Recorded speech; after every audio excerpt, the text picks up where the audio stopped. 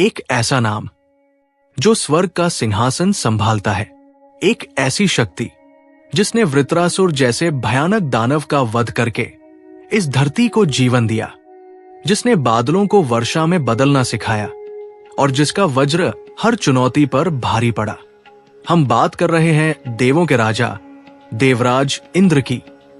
लेकिन क्या आप जानते हैं, ये कहानी केवल पराक्रम और विजय की नहीं है। ये कहानी है एक ऐसे राजा की जो सबसे शक्तिशाली होने के बावजूद अपने ही सिंहासन को खोने के डर में जीता था, जो कभी अहंकार में आकर ऋषियों की तपस्या भंग करवाता था, तो कभी अपनी गलतियों के कारण भयानक श्रापों का सामना करता था, जो एक ओर स्वर्ग का रखवाला था और दूसरी ओर जिसके जीवन में मानवीय कमजोरियां भरी थी।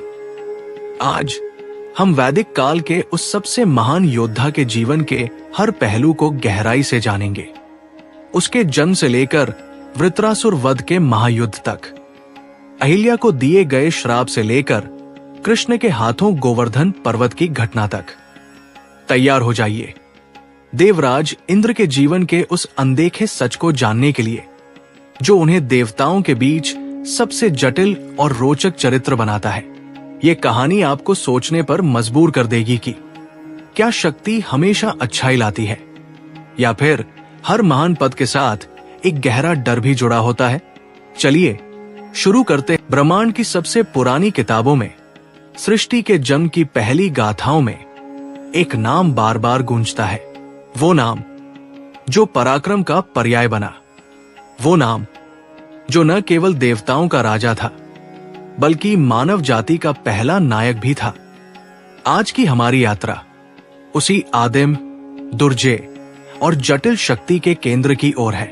वो शक्ति जिसे हम देवराज इंद्र कहते हैं, वो जिसने आकाश को गर्जना दी और पृथ्वी को जीवन देने वाला जल। सदियों से इंद्र की छवि बदलती रही है। कभी वो निर्विवाद रूप से ब्रह्मांड के सबसे बड़े योद्धा रहे, तो कभी अहंकार और असुरक्षा से भरे राजा। लेकिन उनकी कहानी हमेशा सत्ता, संघर्ष और अस्तित्व की कहानी रही है। देवों के राजा और स्वर्ग के शासक इंद्र, ये केवल एक व्यक्तिगत नाम नहीं है, ये सर्वोच्च पद है। वह देवों के राजा है। उन्हें स्वर्गपति, देवेंद्र और शक्र, सर्वशक्तिमान जैसे नामों से जाना जाता है। उनका निवास है स्वर्ग, जिसे अमरावती भी कहते हैं, एक ऐसा लोक जो तीनों लोकों में सबसे ऊपर भौतिक और आध्यात्मिक सुखों का अंतिम स्रोत है। अमरावती की कल्पना ऐसी की गई है जहां समय का प्रभाव शून्य है, जहां अप्सराएं नृत्य करती हैं और कल्पवृक्ष इच्छाएं पूरी करते हैं। ये धन संपदा, सौंदर्य और अनंत आनंद का प्रतीक है। इंद्र का सिंहासन सिंहासने स्वर्ग, सत्ता और ब्रह्मांडीय व्यवस्था या रित, रता को बनाए रखने का प्रतीक है। वह देवताओं की सेना, मरुतों, तूफान के देवता और आदित्य का नेतृत्व करते हैं। उनका मुख्य कर्तव्य है अव्यवस्था को पराजित करना और सृष्टि के संतुलन को बनाए रखना। उनके दरबार में, सुधर्मा सभा में, ब्रह्मांड की सबसे महत्वपूर्ण चर्चाएं होती है। यहाँ देवगण और ऋषिगण उनके न्याय और उनके बल का गुणगान करते हैं। ये एक ऐसा शासन है जो जितना भव्य है उतना ही अस्थिर भी। स्वर्ग का सिंहासन इंद्र को केवल जन्म से नहीं मिला। पौराणिक कथाओं में उल्लेख है कि उन्होंने अथक तपस्या, भयंकर युद्धों और पराक्रम से इसे अर्जित किया है। यही कारण है कि यह सिंहासन किसी भी साधारण पद से कहीं अधिक है। इंद्र की गाथा दरअसल सत्ता के संघर्ष की गाथा है। हर पल असुर और दानव उनके सिंहासन को छीनने की ताक में रहते हैं। असुरों के लिए स्वर्ग सिर्फ एक राज्य नहीं, बल्कि देवताओं के अहंकार को चुनौती देने का स्थान है। और यही संघर्ष उनके चरित्र की सबसे बड़ी पहचान बन गया। वो हमेशा युद्ध के लिए तत्पर रहने वाले राजा हैं। एक ऐसे राजा जिसे अपनी गद्दी बचाने के लिए लगातार लड़ना पड़ता है। ऐरावत और वज्र, शक्ति का प्रतीक। इंद्र के व्यक्तित्व को समझने के लिए हमें उनके दो सबसे शक्तिशाली प्रतीकों को समझना होगा। ये प्रतीक केवल हथियार या वाहन नहीं है, वे प्राकृतिक शक्तियों का मूर्त रूप है। उनका वाहन है ऐरावत, सफेद, विशाल और शक्तिशाली। ये हाथी केवल सवारी नहीं है, ये मेघों, बादलों का प्रतीक है। पौराणिक रूप से ऐरावत दिशाओं का रक्षक, दिग्गज है। जब ऐरावत चलता है तो आकाश में बादल इकट्ठा होते हैं। ऐरावत की सफेदी शुद्धता और उसकी विशालता राजसी बुद्धि को दर्शाती है, जो एक राजा के लिए अनिवार्य है। ऐरावत का भूमि पर उतरना वर्षा के आगमन का संकेत होता है, जो इंद्र की जल देवता के रूप में भूमिका को स्थापित करता है। लेकिन इंद्र की सबसे दुर्जेय पहचान उनका अस्त्र है, वज्र। वज्र ये एक ऐसा अस्त्र है जो न तो किसी धातु से बना है और न ही किसी साधारण शक्ति से। इसका निर्माण अभूतपूर्व त्याग की कहानी पर आधारित है। जब देवलोक पर वृत्रासुर का संकट आया तो देवताओं के अस्त्र विफल हो गए। तब महान ऋषि दधीची ने विश्व कल्याण के लिए अपने शरीर का त्याग कर दिया और देवताओं से उनकी अस्थियों, हड्डियों को अस्त्र बनाने का आग्रह किया। देवताओं के शिल्पकार विश्वकर्मा ने उन्हीं अस्थियों की ऊर्जा से इस अभेद्य अस्त्र का निर्माण किया। ये स्वयं बिजली, थंडरबोल्ट का रूप है। वज्र केवल शत्रुओं का नाश नहीं करता, ये अंधकार को चीरता है। ये अज्ञान और अव्यवस्था की गांठों को तोड़ता है। वज्रपाणि की ये उपाधि उन्हें केवल इसलिए नहीं मिली क्योंकि वे इसे धारण करते हैं, बल्कि इसलिए मिली क्योंकि वे अभेद्य हैं। वे अविनाशी हैं, ठीक वज्र की तरह। जब वज्र गरजता है तो वो केवल तूफान नहीं लाता, वो सत्य और धर्म को स्थापित करता है। वैदिक सर्वोच्चता, ऋग्वेद के इंद्र। आज के हिंदू धर्म में ब्रह्मा, विष्णु और महेश त्रिमूर्ति प्रमुख देवता है। लेकिन अगर हम समय में 4000 वर्ष पीछे जाएं, उस युग में जहां से धर्म की जड़ें निकली, यानी वैदिक काल, तो हम पाएंगे कि वहां इंद्र की महिमा सर्वोपरि थी। वैदिक ऋषि इंद्र को अपना मित्र, अपना रक्षक और अपना विजयी नेता मानते थे। वो केवल एक शक्ति नहीं थे, बल्कि एक ऐसी शक्ति थे जो मनुष्य के जीवन से सीधे जुड़ी हुई थी, जो वर्षा लाती थी, जो युद्ध में जीत दिलाती थी। वैदिक साहित्य में इंद्र को महान, माघवन, किलों को तोड़ने वाला, पुरंदर और शक्ति का स्वामी, शक्र कहा गया है। उनके पराक्रम का गुणगान ऐसे किया गया है, जिसके बिना लोग जीतते नहीं, युद्ध में जिसे सहायता के लिए पुकारा जाता है, जो पूरे ब्रह्मांड का प्रतिमान बन चुका है। वही है मनुष्यों, इंद्र है। इस युग में इंद्र ही वो शक्ति थे जिसने देवताओं का नेतृत्व किया। उन्होंने आर्यों को सुरक्षा दी, उन्हें उपजाऊ भूमि दिलाई।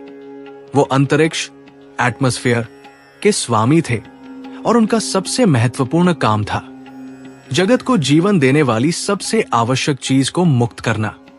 वो कार्य जिसने उन्हें अमर बना दिया, वो कार्य जिसने उन्हें देवों का राजा घोषित किया। ये वो संकट था जब धरती का सारा जल एक भयानक दानव ने कैद कर लिया था।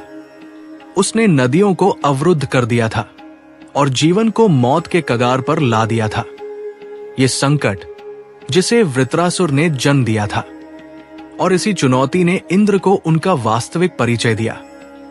एक ऐसा योद्धा जो असंभव को संभव बनाने के लिए पैदा हुआ था, भले ही इसके लिए उसे महापाप का भागी बनना पड़ा। हम जानेंगे वृत्रासुर कौन था, कैसे हुई उसकी उत्पत्ति और क्यों उसने सारे जल को कैद कर लिया।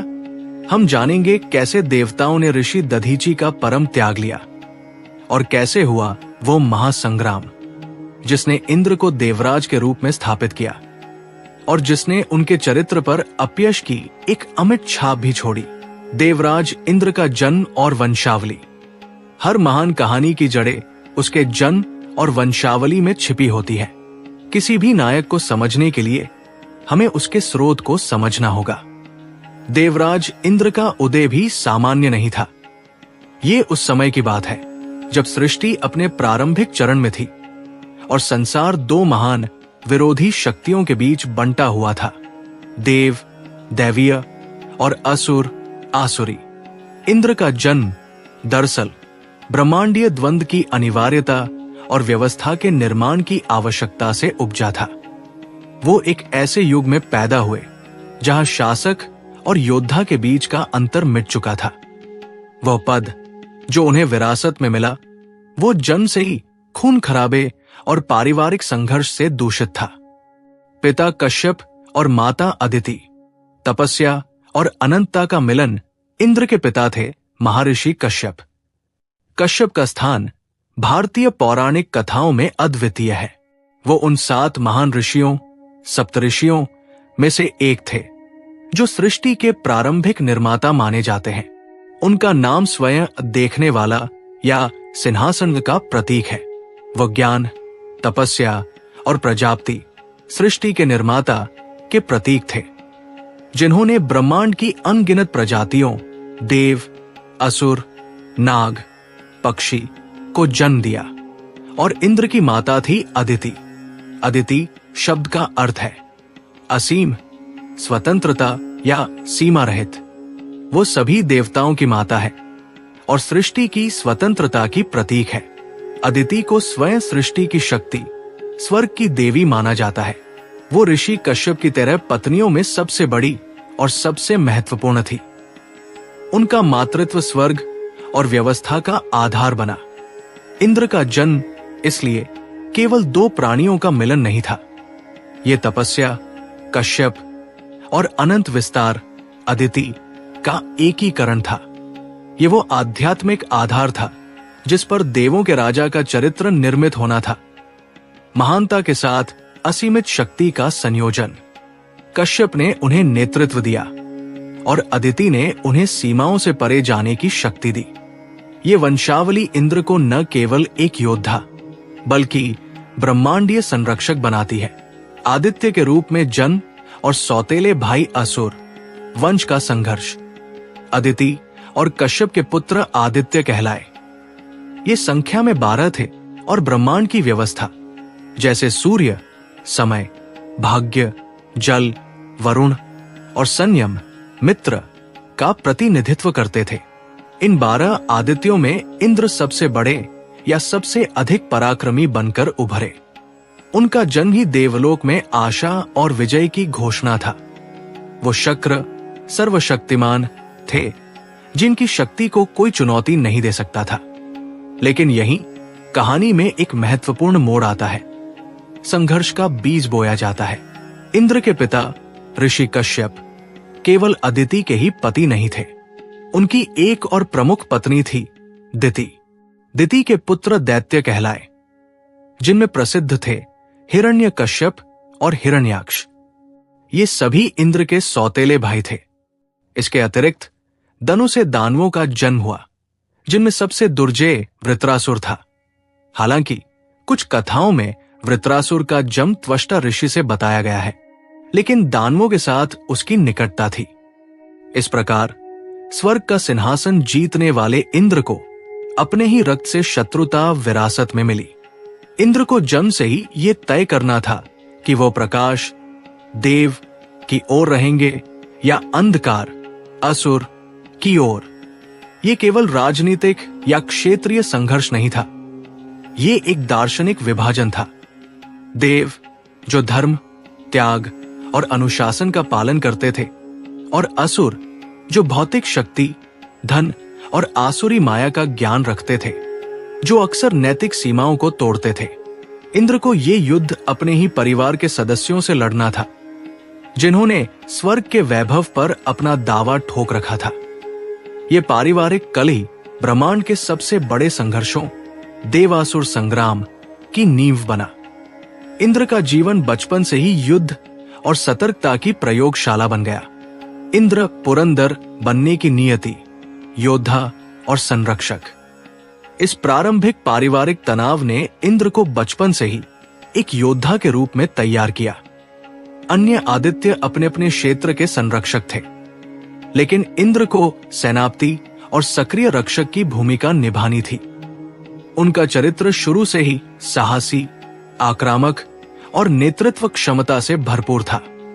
उनका जन्म ही इस प्राथमिक संकेत के साथ हुआ था। उन्हें उस व्यवस्था को बनाए रखना है जिसे उनके पिता कश्यप ने स्थापित किया था, और उस असीम स्वतंत्रता की रक्षा करनी है जिसका प्रतिनिधित्व उनकी माता अदिति करती थी। वो अदिति पुत्र थे, जिसका अर्थ है वो कभी भी सीमाओं से बंधे नहीं रहेंगे। यही कारण है कि वैदिक ऋचाओं में इंद्र को बार बार पुरंदर कहा गया है, जिसका अर्थ है किलों को तोड़ने वाला। ये किले असुरों के गढ़ थे जिन्होंने संसार की समृद्धि और जीवन के प्रवाह को रोक रखा था। पुरंदर शब्द का गहन अर्थ है केवल भौतिक किले को तोड़ना नहीं, बल्कि अज्ञान और अवरोधों के मानसिक और आध्यात्मिक गढ़ को नष्ट करना।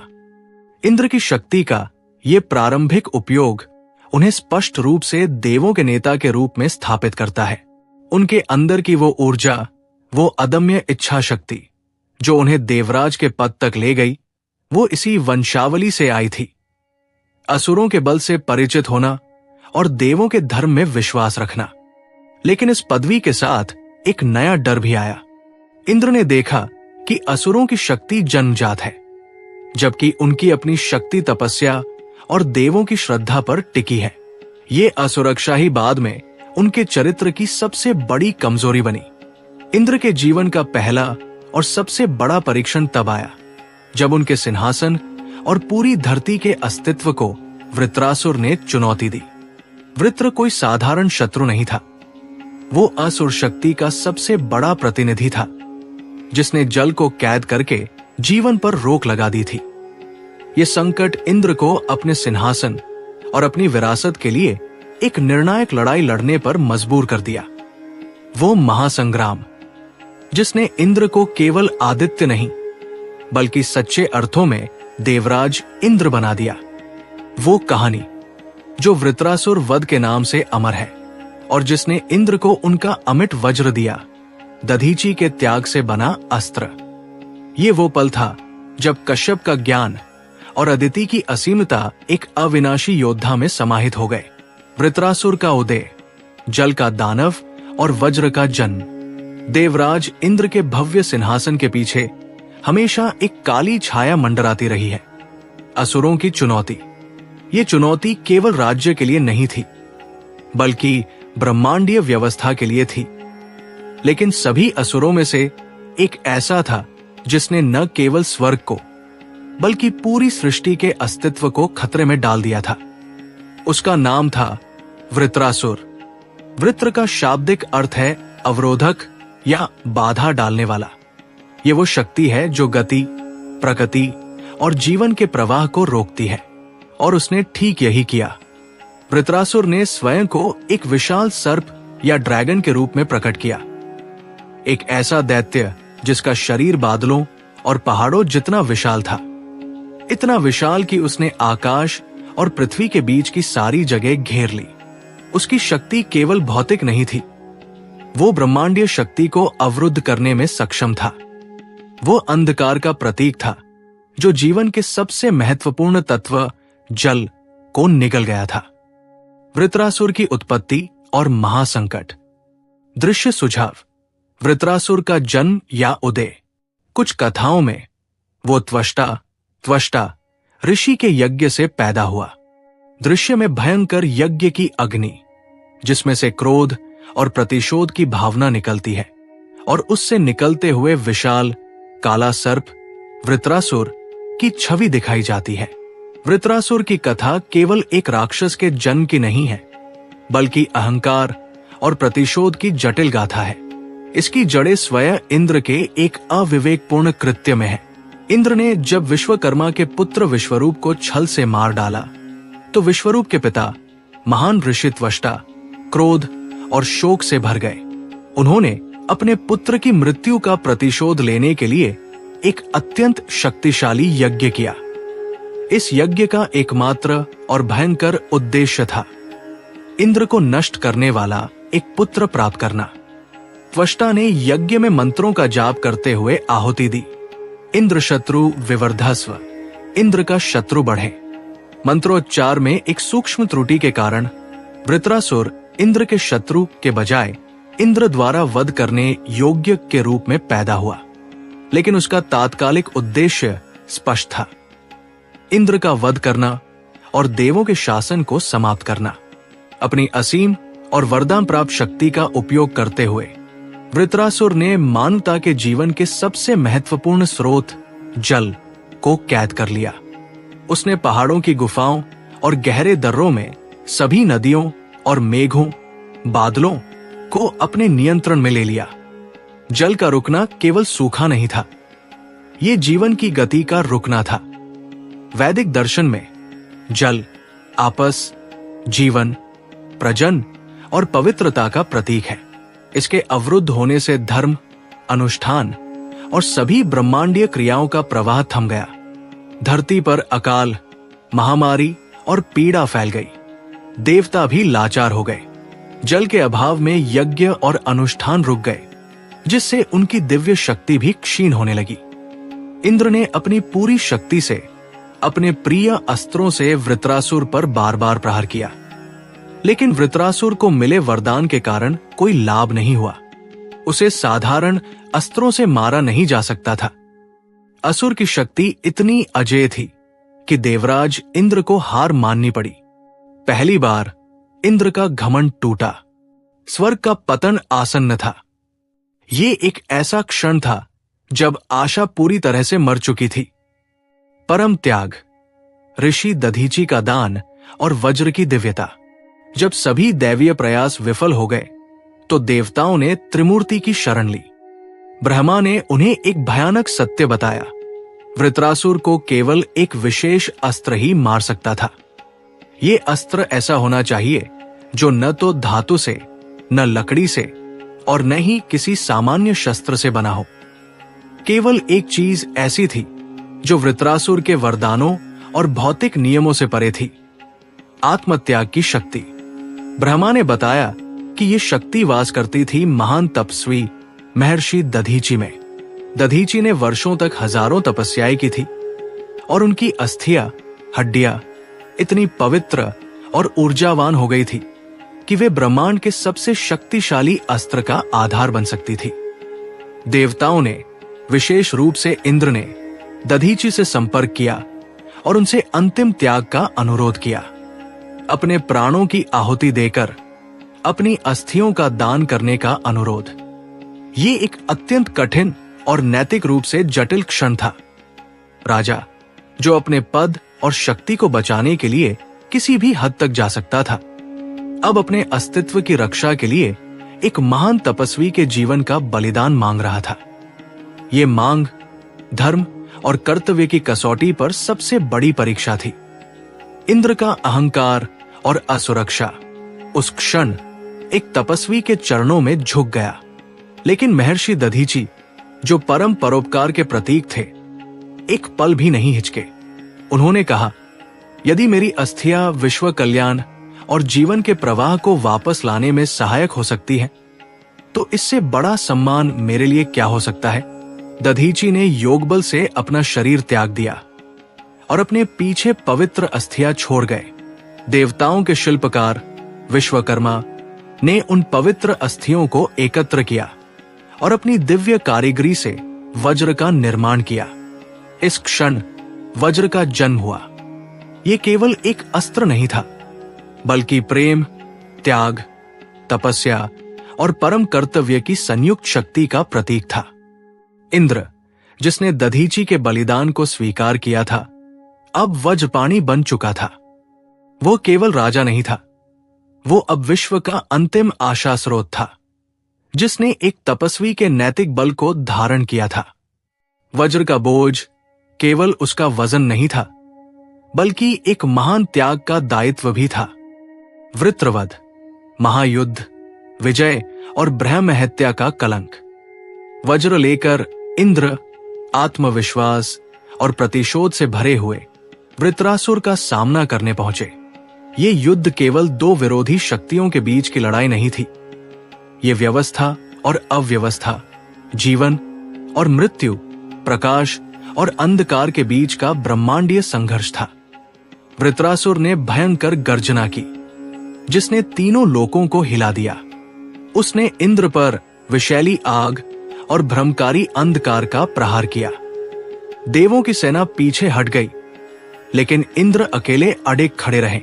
उन्होंने समझा कि वृत्रासुर को दिन या रात में, सूखे या गीले में नहीं मारा जा सकता था। इंद्र ने अपनी बुद्धिमत्ता का उपयोग किया और संध्याकाल, दिन और रात के बीच का समय को चुना और वृत्रासुर को नदी के तट पर युद्ध के लिए ललकारा। जैसे ही संध्याकाल का वह रहस्यमय पल आया और वृत्रासुर न पूरी तरह पानी में था और न पूरी तरह जमीन पर, इंद्र ने वज्र का आह्वान किया। दधीची की हड्डियों की शक्ति से आवेशित वो अस्त्र असमय में वृत्रासुर के शरीर पर पूरी शक्ति से मारा गया। दृश्य सुझाव: एक भीषण बिजली चमकती है, वज्र वृत्रासुर को चीर देता है। वृत्रासुर की भयानक चीख सुनाई देती है, उसका विशाल शरीर टूटकर बिखर जाता है। कैद किया गया सारा जल बादलों और नदियों के रूप में मुक्ति के गीत गाता हुआ धरती पर बरसने लगता है। वृत्रासुर मारा गया, जल मुक्त हुआ, धरती पर जीवन वापस आ गया और देवलोक ने राहत की सांस ली। इंद्र विजयी हुए। उन्हें वृत्रहन, वृत्र का वध करने वाला की उपाधि मिली और वो निर्विवाद रूप से देवराज बन गए। लेकिन इस विजय की एक अकल्पनीय भारी कीमत थी। वृत्रासुर भले ही एक राक्षस था, लेकिन वो त्वष्टा ऋषि का पुत्र होने के कारण और अपनी तपस्या के कारण एक ब्राह्मण भी माना जाता था। इंद्र ने एक ब्राह्मण का वध किया था। महायुद्ध के बाद इंद्र पर ब्रह्म हत्या का घोर पाप सवार हो गया। ये पाप केवल एक कर्म नहीं था, ये एक भयंकर मानसिक और आध्यात्मिक रोग था। इस अपयश और भय के कारण इंद्र का मन अशांत हो गया। उन्हें अपने सिंहासन पर भी शांति नहीं मिली। इंद्र को स्वर्ग छोड़कर भागना पड़ा। वो अपने ही पापों के डर से पानी में कमलनाल के रेशों के बीच एक सूक्ष्म रूप में छिप गए। देवराज का सिंहासन खाली हो गया और स्वर्ग एक बार फिर अराजकता के कगार पर पहुंच गया। ये वृत्रवध इंद्र की सबसे बड़ी विजय थी, लेकिन ये उनके चरित्र का सबसे बड़ा पतन भी था। इस घटना ने उन्हें ये सिखाया कि शक्ति और विजय हमेशा नैतिकता और शांति के साथ नहीं चलती। ये वो पहला कलंक था जिसने देवराज को सिंहासन से गिरा दिया और उन्हें एक मानव के रूप में उनके डर का सामना कराया। अहंकार और असुरक्षा, स्वर्ग के सिंहासन पर संकट। देवराज इंद्र, वो परम विजेता जिसने वृत्रासुर को हराकर ब्रह्मांडीय जल को मुक्त किया। लेकिन इस विजय ने उन्हें देवत्व की उच्चतम पदवी के साथ साथ मानवता की सबसे गहरी कमजोरी भी दी, अहंकार और असुरक्षा। इंद्र ने अपने लिए अभेद्य शक्ति का एक ऐसा कवच तैयार किया जिस पर ब्रह्म हत्या का घिनौना कलंक भी लगा था। ये कलंक ही वो चाबी बना जिसने देवराज के चरित्र के मानवीय पहलू को उजागर किया। उनका त्रस्त मन, जो भय और पश्चाताप से भाग रहा था, उनके असली शत्रु को प्रदर्शित करता है। सिंहासन छिन जाने का शाश्वत डर। इंद्र की गाथा का ये अध्याय हमें एक राजा की अकेलेपन और सत्ता की क्षण भंगुरता पर एक गहरा सबक सिखाता है। पद और शक्ति स्थायी नहीं होते। एक राजा कितना भी बलशाली क्यों न हो, उसका सबसे बड़ा शत्रु अक्सर उसके अपने भीतर छिपा होता है। सिंहासन छिन जाने का डर जो उसे नैतिक पतन की ओर ले जाता है। यह खंड देवत्व और दोष के बीच की पतली रेखा को दर्शाता है। ब्रह्म हत्या का बोझ और नहुष का उदय। वृत्रवध के बाद इंद्र ने विजय का आनंद नहीं लिया, बल्कि पाप के डर से कांपने लगे। उन्होंने एक ब्राह्मण का वध किया था, भले ही वो दानव था। ब्रह्म हत्या का पाप एक भयानक दैत्य की तरह उनका पीछा कर रहा था। ये एक मानसिक और आध्यात्मिक आतंक था जिसने उन्हें अपने ही स्वर्णिम लोक से निर्वासित कर दिया। इंद्र ने आत्मनिर्वासन चुना। वो स्वर्ग छोड़कर भागे और 1000 वर्षों तक मान सरोवर की गहराई में कमलनाल के रेशों में एक सूक्ष्म रूप में छिप कर रहे। ये पलायन एक राजा का सबसे बड़ा अपराध है, अपने कर्तव्य से भागना। इंद्र के भाग जाने से देवलोक का सिंहासन अनाथ हो गया। ब्रह्मांडीय व्यवस्था रित टूटने लगी। देवताओं को एक नए राजा की आवश्यकता थी, एक ऐसे शासक की जो स्वर्ग को अराजकता से बचा सके। देवताओं ने अपनी तलाश समाप्त की एक ऐसे राजा पर जिसने अपने पुण्य और अथक तपस्या से अपार शक्ति अर्जित की थी। मानव राजा नहुष। नहुष को देवराज इंद्र के पद पर अस्थायी रूप से स्थापित किया गया। नहुष के पास अब स्वर्ग का सिंहासन, ऐरावत, इंद्र का अजेय अस्त्र वज्र और इंद्र की पत्नी इंद्राणी, शची भी थी। इस पदवी ने नहुष को वो सब दिया जो वो कल्पना कर सकता था, असीमित शक्ति, वैभव और अमरता, और यही उसकी परीक्षा थी। लेकिन सत्ता का नशा सबसे अधिक मादक होता है। नहुष, जिसने अपनी तपस्या से एक मानव के रूप में महानता हासिल की थी, अब देवत्व के बोझ को संभाल नहीं पाया। जिस पद के लिए इंद्र इतना असुरक्षित रहते थे, उस पर बैठते ही नहुष का अहंकार जाग उठा। उसने खुद को इंद्र से भी महान समझना शुरू कर दिया। नहुष की वासनाएं जाग उठीं। उसने इंद्राणी को अपनी रानी बनने के लिए मजबूर करना शुरू कर दिया, ये मानते हुए कि सिंहासन के साथ राजा की पत्नी भी उसकी संपत्ति है। इंद्राणी, जो सती और इंद्र की सहधर्मिणी थी, ने नहुष के अनैतिक प्रस्ताव को अस्वीकार कर दिया। नहुष का ये कृत्य स्वर्ग के संकट को शासन के संकट से बदलकर नैतिकता और एक पत्नी के सम्मान के संकट में बदल देता है। नहुष ने ये भूल गया कि राजा का पद जिम्मेदारी है, अधिकार नहीं। तपस्वियों से भय और सिंहासन की रक्षा। नहुष का अहंकार इतना बढ़ गया कि उसने स्वर्ग के सबसे पवित्र और ज्ञानी पुरुषों, सप्तऋषियों को अपनी शाही पालकी खींचने के लिए मजबूर किया। ये ज्ञान और तपस्या का चरम अपमान था। नहुष ये दिखाना चाहता था कि उसकी पदवी ब्रह्म ज्ञानियों से भी ऊपर है। इंद्राणी ने इस नैतिक संकट से निपटने के लिए बृहस्पति, देवों के गुरु, से सहायता मांगी। बृहस्पति ने इंद्राणी को एक रणनीति दी, नहुष से समय मांगना। उन्होंने इंद्राणी से कहा कि वो नहुष से अनुरोध करें कि वो उन्हें असली देवराज की तरह दिव्य वाहन पर बैठकर मिले, न कि किसी साधारण पालकी पर। सत्ता के मद में अंधा नहुष इंद्राणी को जल्द से जल्द पाना चाहता था। वो अपनी वासना को पूरा करने के लिए अपनी दिव्य पदवी को भी त्यागने को तैयार था।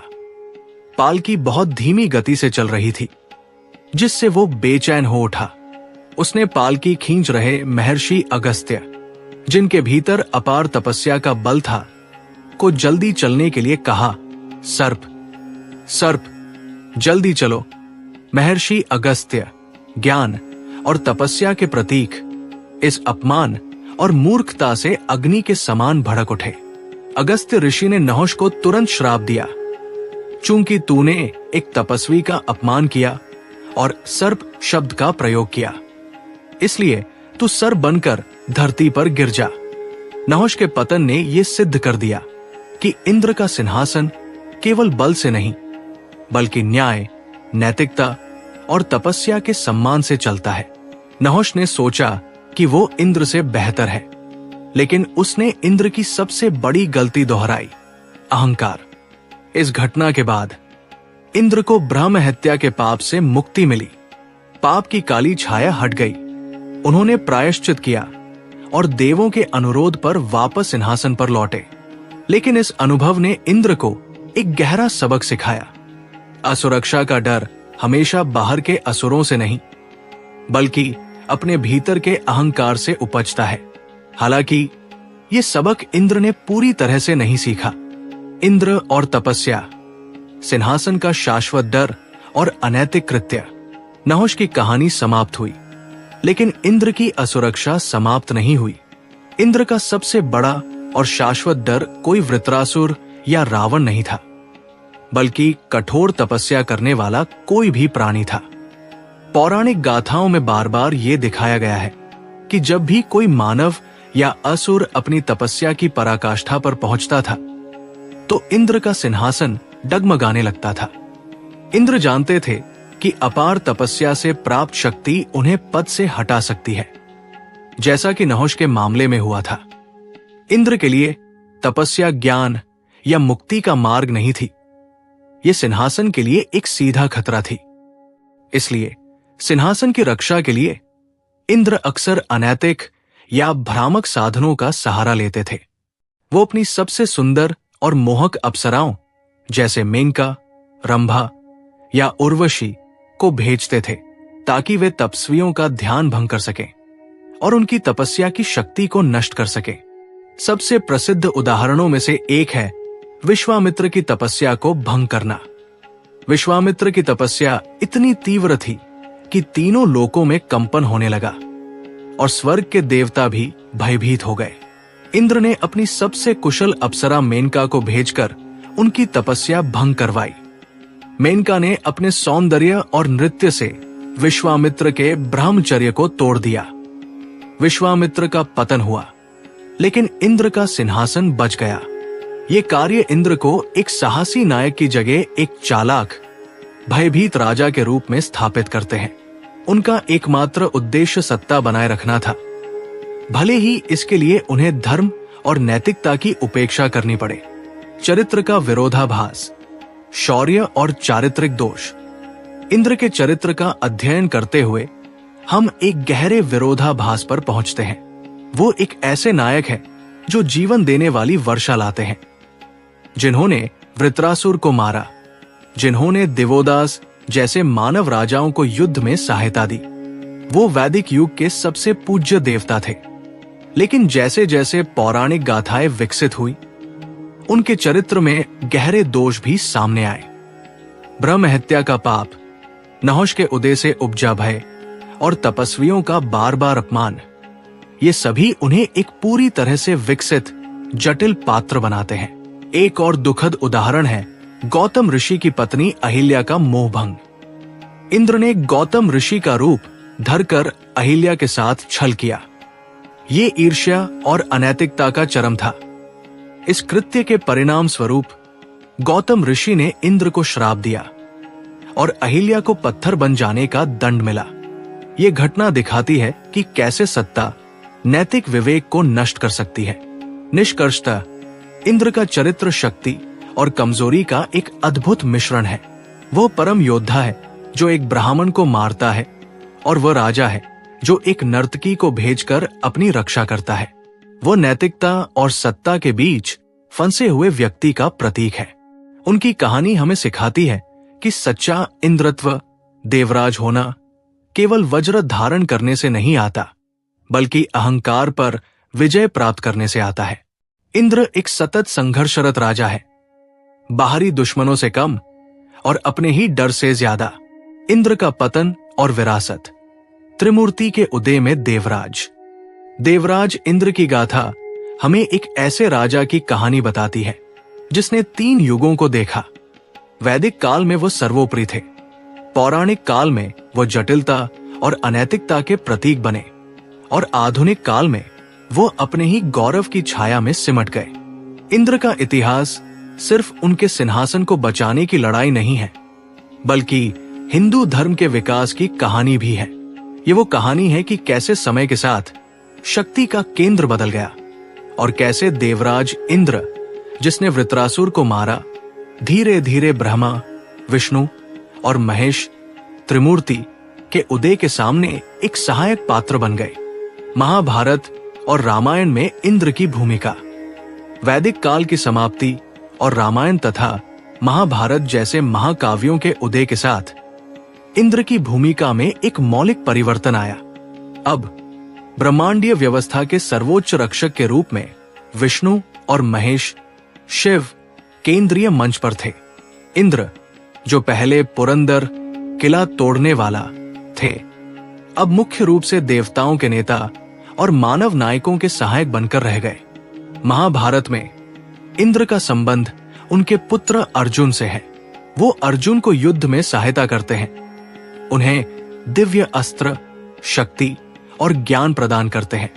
हालांकि वो अक्सर छल का भी सहारा लेते हैं।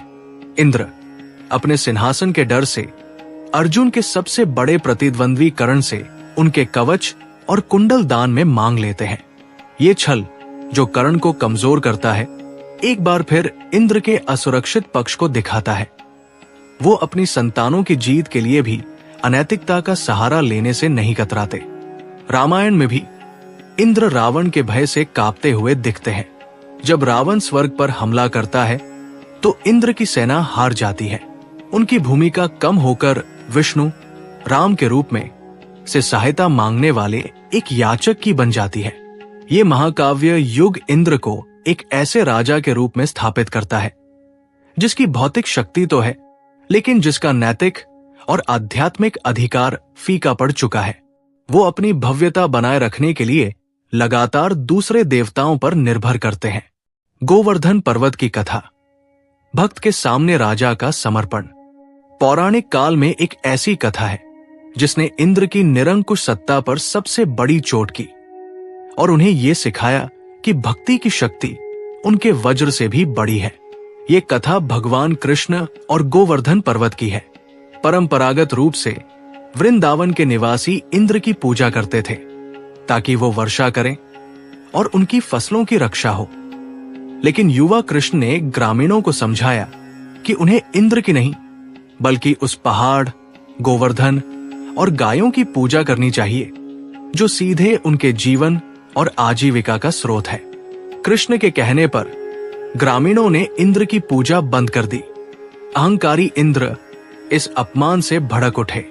अपने अहंकार और असुरक्षा से अंधे होकर इंद्र ने वृंदावन को नष्ट करने के लिए प्रलयकारी बादलों को आदेश दिया। 7 दिनों तक भयंकर तूफान और बारिश होती रही। लेकिन तब कृष्ण ने एक चमत्कारी कृत्य किया।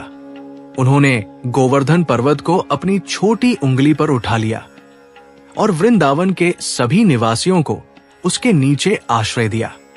कृष्ण की भक्ति और शक्ति के सामने इंद्र का वज्र और तूफान पूरी तरह विफल हो गए। अपनी हार को स्वीकार करते हुए इंद्र का अहंकार टूट गया। उन्हें एहसास हुआ कि उनकी शक्ति निरपेक्ष नहीं है और एक राजा के रूप में उनका कर्तव्य विनाश नहीं बल्कि रक्षा है। उन्होंने कृष्ण के चरणों में गिरकर क्षमा मांगी। ये कहानी आधुनिक हिंदू धर्म में एक टर्निंग पॉइंट है।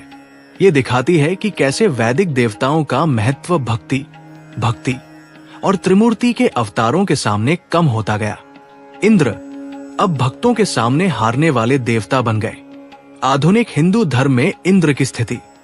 आज जब हम हिंदू धर्म के मंदिरों में जाते हैं तो इंद्र की उपस्थिति दुर्लभ या सहायक होती है।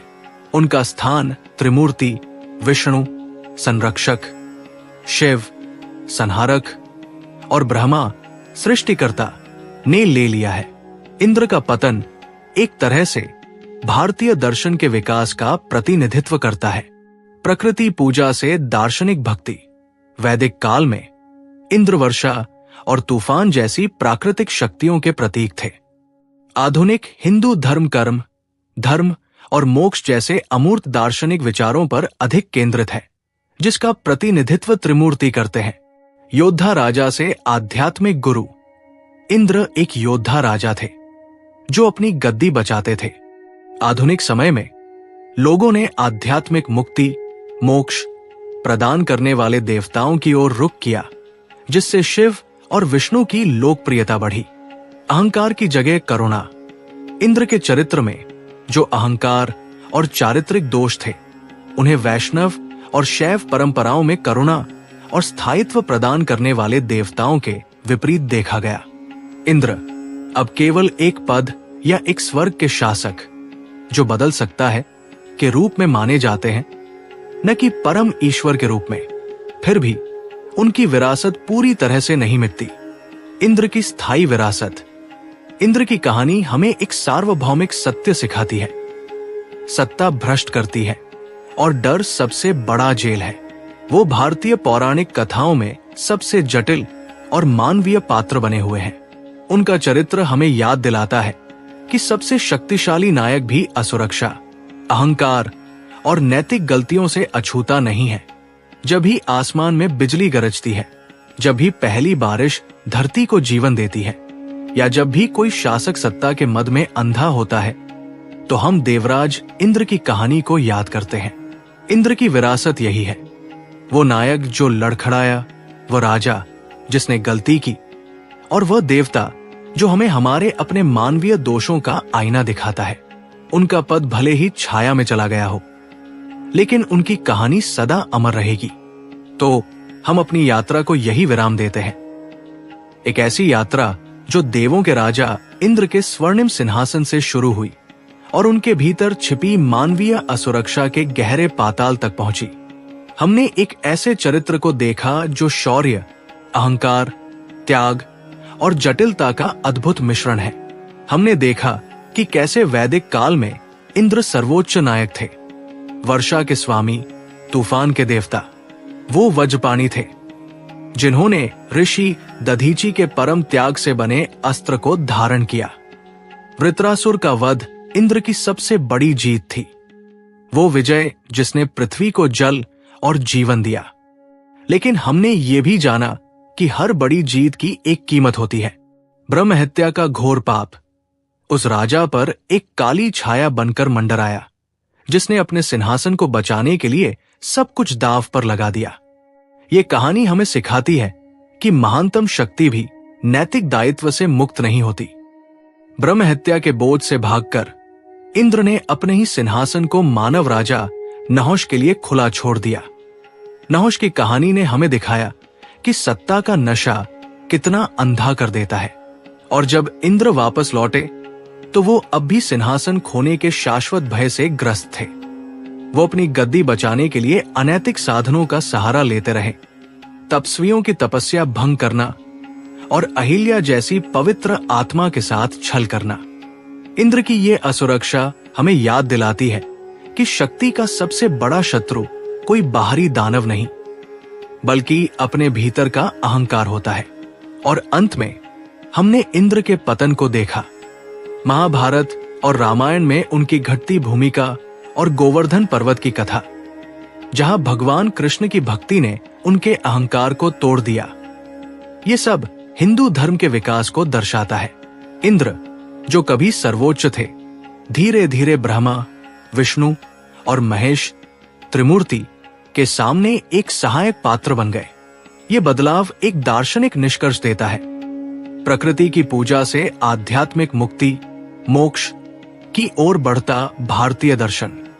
इंद्र की कहानी एक शाश्वत सत्य को दर्शाती है, सत्ता क्षण भंगुर है।